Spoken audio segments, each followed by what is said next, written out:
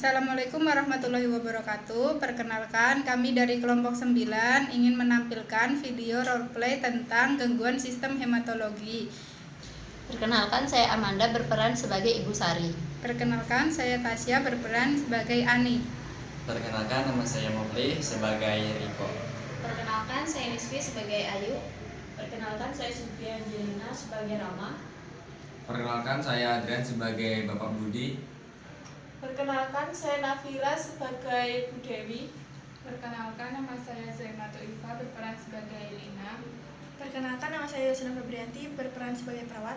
Perkenalkan, nama saya Oktavia Pinasti Wijayanti sebagai Dian. Perkenalkan, nama saya Zahra Ulakolbi berperan sebagai Tini. Selamat menyaksikan.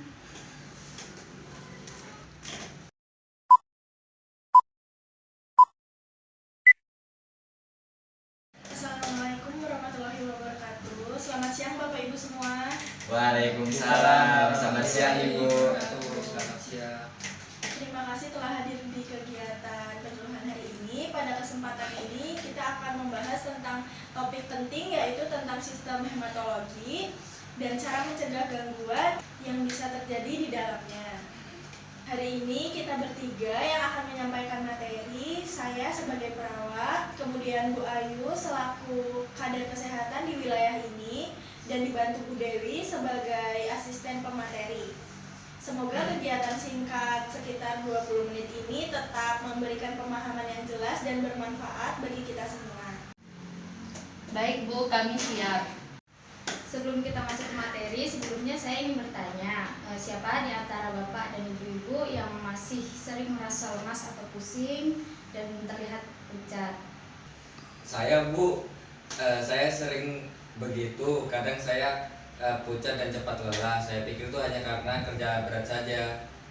Baik Pak, itu salah satu alasan mengapa penting memahami sistem hematologi. Karena banyak masalah kesehatan bermula dari gangguan dalam sistem ini. Ketika tubuh menunjukkan tanda seperti sering lemas atau pucat, itu bisa menjadi petunjuk bahwa ada gangguan pada sistem darah. Karena itulah penyuluhan ini penting untuk kita pahami bersama agar kita dapat mengenali gejalanya sejak awal dan mencegah kondisi yang lebih serius.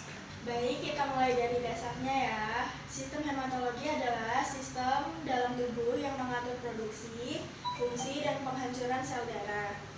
Sistem hematologi terdiri dari 3 jenis sel darah, yaitu sel darah merah atau eritrosit, sel darah putih atau leukosit, dan trombosit. Selanjutnya, eritrosit berfungsi membawa oksigen dari paru-paru ke seluruh tubuh. Leukosit berfungsi melawan infeksi, dan sedangkan trombosit berperan dalam proses pembekuan darah jika terjadi luka. Wah, saya baru tahu ternyata sel-sel darah itu berbeda dan punya tugas sendiri-sendiri ya. Saya kira darah ya darah aja. Benar sekali Bu Ani, selain 3 komponen itu, sistem hematologi itu juga didukung dengan organ-organ seperti sumsum tulang, hati, limfa, dan pembuluh darah. Sumsum tulang itu yang tulang belakang ya Bu? Benar Bu, sebagian besar memang ada di tulang besar seperti panggul dan tulang belakang. Disitulah sel darah diproduksi. Gangguan pada sistem hematologi bermacam-macam. Yang paling sering kita temui antara lain anemia, leukopenia, trombositopenia, dan gangguan hematopoiesis atau produksi sel darah. Sejak kecil saya suka pucat dan suka lelah Bu. Ya Riko, keluhan seperti itu memang ciri anemia kronis, terutama pada kondisi seperti thalassemia. Anemia, tubuh bisa kekurangan produksi sel darah merah atau terlalu cepat menghancurkannya. Akibatnya, oksigen tidak terdistribusi dengan baik ke seluruh tubuh. Kalau leukopenia itu bagaimana ya Bu? Pertanyaan bagus Rama. Leukopenia itu adalah kondisi ketika sel darah putih rendah. Karena sel darah putih yang berperan sebagai melawan infeksi berkurang, maka tubuh jadi mudah sakit, sering demam, dan juga daya tahan tubuh menurun. Sedangkan trombositopenia menyebabkan tubuh mudah memar, mimisan, gusi berdarah, atau muncul bintik merah kecil, ya Ibu, karena trombosit berfungsi dalam pembekuan darah. Betul sekali Ayu, pada trombositopenia jumlah trombosit memang sangat rendah, sehingga Itu sebabnya perdarahan mudah terjadi meski lipanya kecil. Jadi secara garis besar, anemia, sel darah merah rendah, pucat, lemas, cepat lelah. Yang kedua, leukopenia, sel darah putih rendah, mudah infeksi. Yang ketiga, trombositopenia, trombosit rendah, mudah memar dan perdarahan. Dan yang terakhir ada gangguan hematopoiesis, produksi sel darah di sumsum tulang terganggu. Setelah memahami jenis gangguannya, sekarang kita masuk pada tanda dan gejala yang perlu diperhatikan. Gangguan hematologi sering muncul perlahan sehingga banyak orang tidak sadar. Gejala yang sering muncul antara lain ada pucat pada kulit dan bibir, lemas dan cepat lelah, jantung berdebar atau denyut nadi cepat, napas pendek atau terasa cepat, akral dingin terutama tangan dan kaki, mudah memar atau perdarahan spontan seperti mimisan atau gusi berdarah, pembesaran hati atau limpa, pertumbuhan terhambat pada anak. Bu, berarti kalau seorang anak sering terlihat pucat, lemas, dan tidak seaktif teman-temannya itu bisa mengarah pada anemia ya?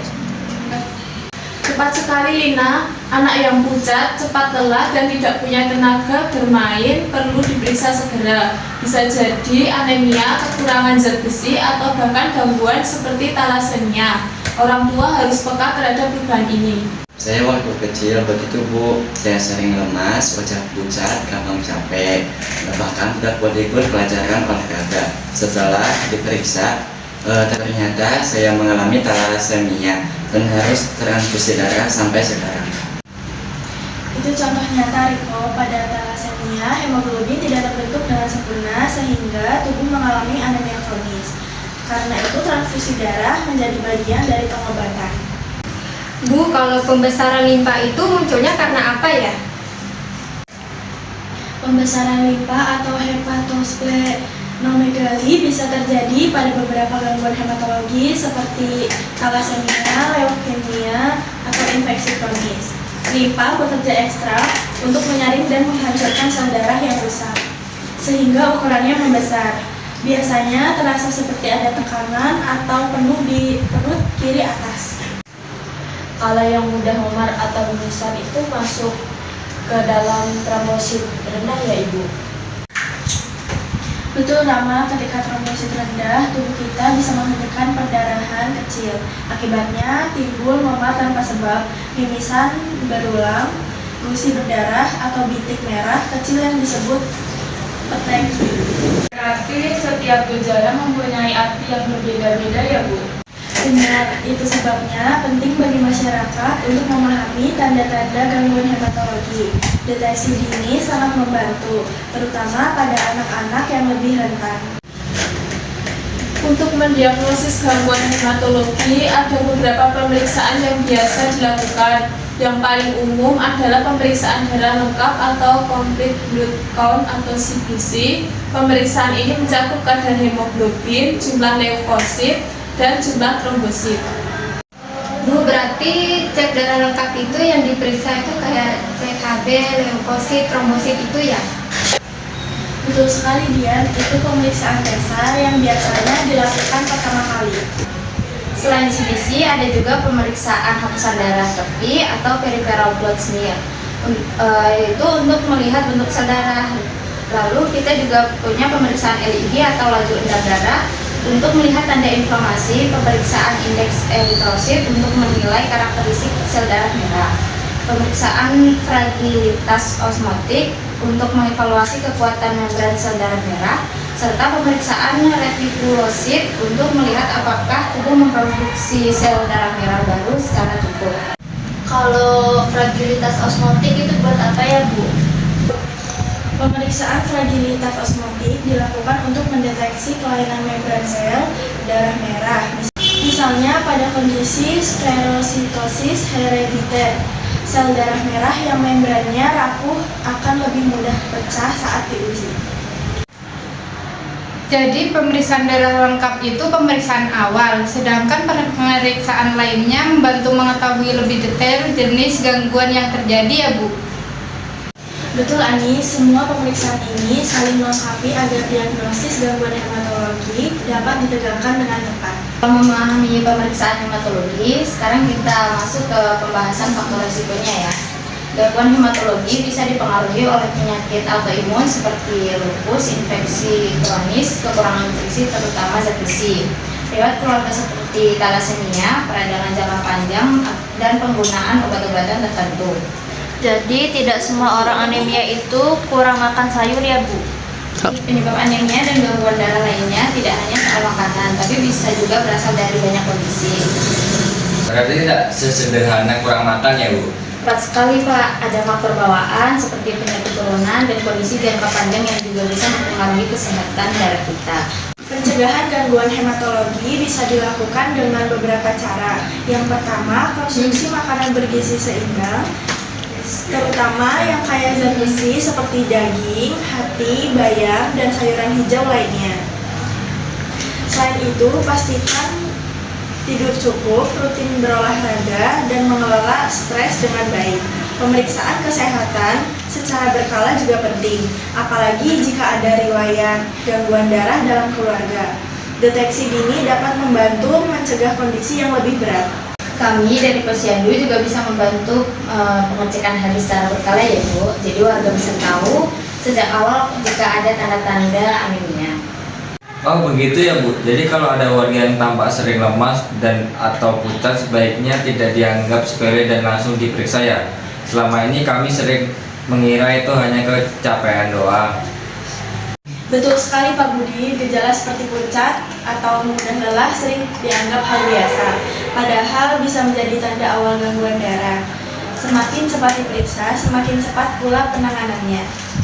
Baik Bu, kalau begitu nanti saya akan ajak keluarga di rumah untuk periksa HB di Posyandu. Kebetulan anak-anak saya juga kadang mengeluh capek-capek.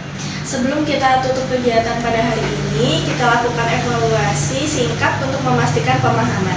Tini bisa jelaskan apa yang dimaksud dengan sistem hematologi? Sistem hematologi adalah sistem tubuh yang mengatur produksi, fungsi, dan penghancuran sel darah, termasuk eritrosit, leukosit, trombosit, serta melibatkan organ seperti sumsum tulang dan hati. Bagus sekali Tini, penjelasannya sudah tepat. Sekarang Ani, sebutkan salah satu tanda dan gejala gangguan hematologi. Salah satu tandanya pucat Bu dan tubuh cepat lelah. Benar sekali Ani, itu gejala yang sangat umum dan perlu diperhatikan. Terima kasih atas perhatian dan partisipasi Bapak Ibu semua. Semoga pengetahuan hari ini bisa membantu menjaga kesehatan keluarga kita. Sampai jumpa pada kegiatan edukasi berikutnya. Assalamualaikum warahmatullahi wabarakatuh. Waalaikumsalam warahmatullahi wabarakatuh.